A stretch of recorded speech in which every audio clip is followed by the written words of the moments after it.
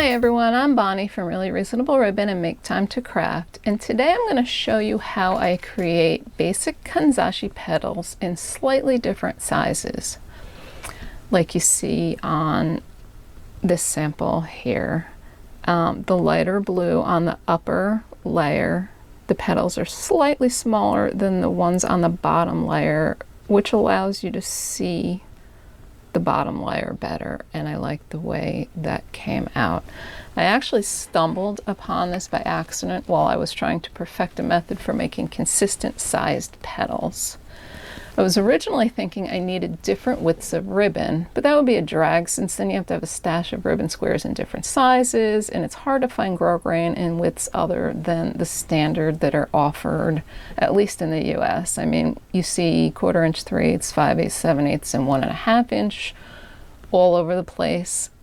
But when the next width down from the 1.5 is 7/8, it makes a much smaller petal, which you can see here, and it just doesn't work for what I was trying to do.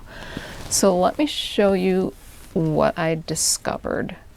I'm going to quickly fold through the basic Kanzashi petal. If you haven't seen the first video, I will link to it in the upper right hand corner of this video. You should go back and watch that as far as how to create the petal. So I got my petal ready to the point where I start trimming, because the trimming the ends is the important part for consistency in petal size. So for the regular petal, I just want to trim off the very ends so that all the edges are the same length. So I'm taking off as little as I possibly can. Then I'm going to come in with my lighter and seal that good. I use my second pair of tweezers to squeeze that down. And now we are going to cut the back piece. How you cut this will basically make the steepness of the petal. I don't like a flower with petals that steep. I want it to be more flat, if that makes any sense. So if you see how it sits here, once we trim some off, it will have a flatter look. When I'm cutting, I start at the bottom corner, and for the large petals, I'm aiming for about 1/3 of the way up from the length of the back of the petal. So I'm going to shoot for right around here. And if you get a place in your mind, it doesn't have to be 1/3 of the way, whatever you like, just shoot for that same cut every time, and which will make your petals more consistent looking in height and size. So when I trim that off, I'm just going to quickly seal the bottom as well. And this petal is done. And I don't know if you can see, but that sits a little flatter than if you hadn't trimmed off anything on the bottom. So when I stumbled upon this, it was actually after a long day of folding petals and trying to practice and be more consistent, and I was tired and I kind of had enough, and I wasn't paying attention, and I was working quickly.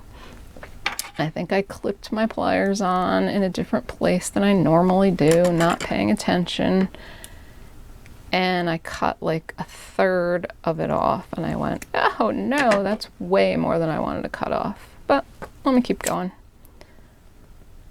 And I did, because I wanted to see if it really made a difference. As I'm telling you all, it makes a difference. I never tried and I didn't know. So I sealed that, and I figured I gotta cut some of this bulk off. So I went from halfway up on the front shorter side to about halfway up the back. And I cut that off. Finished off my petal.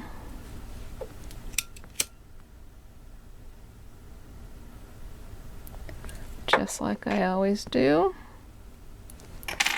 and it's a perfectly formed petal, and it's smaller than the other one. So it's perfect for the layered pieces. Now you can mess around with how far over you're going and how much you cut off, and you could easily get a petal in between these two sizes as well. Just pay attention when you get a size that you like and make a mental note of like how far, was it a third of the way over, a quarter of the way over, how much did you cut off the bottom? And that is a great way to get different size petals. That way, if you're cutting the little 1.5 inch ribbon squares in bulk and you have all that you need, you don't need to have another size ribbon or a different set of squares that you're working on. You can use all the same thing. So what I've done is I have a couple, because you don't need to see me sew them together. Again, as I said, go back to the original if you're not sure how I got these together. I put the little circle on the back and attached it. So I have two, one slightly smaller than the other. You can either layer them directly on top. I like them offset. I think you could see all the petals better when you do that. And I have a little non-stick mat. So I'm going to add just a little more glue here to attach the two layers together. And I've decided to offset the petals, so I'm going to do the best I can to evenly offset the petals. And at this point, you're just going to add your centerpiece. Really Reasonable Ribbon is now stocking a huge variety of embellishments that are perfect for Kanzashi flowers, for any of your paper crafting, even for paper flowers. This one is a little big for this flower, but if you were doing a single layer, the one on the bottom, it would be the perfect size.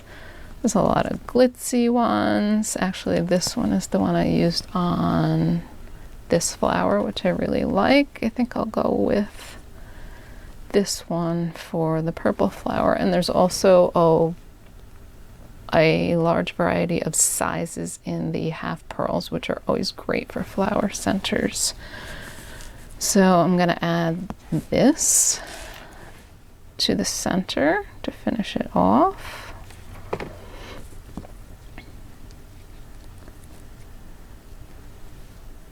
And that finishes off the center, and then I just have 3 green petals. I made this flower with 9 petals so that I would be able to have 3 leaves evenly spaced, because that's what I wanted to do on this one. So really every 3rd petal, I'm just inserting a green one.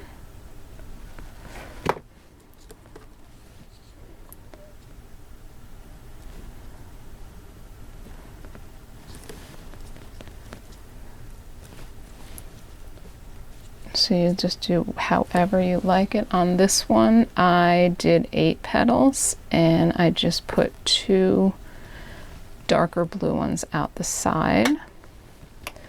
And for this one, I have a little alligator clip. I am just going to attach it to the alligator clip with some hot glue. I pre-lined this clip with some grosgrain. I will have another video out to show you the different ways to line different types of clips easily, if you want to check that out. So that's all you have to do for this pretty flower. So experiment with creating different size petals by where you make your cuts on the petal and see what you can come up with. Thanks so much for stopping by today. I hope you're enjoying the Kanzashi lessons. Be sure to subscribe to my YouTube channel so you'll be notified when I add new videos. Happy crafting!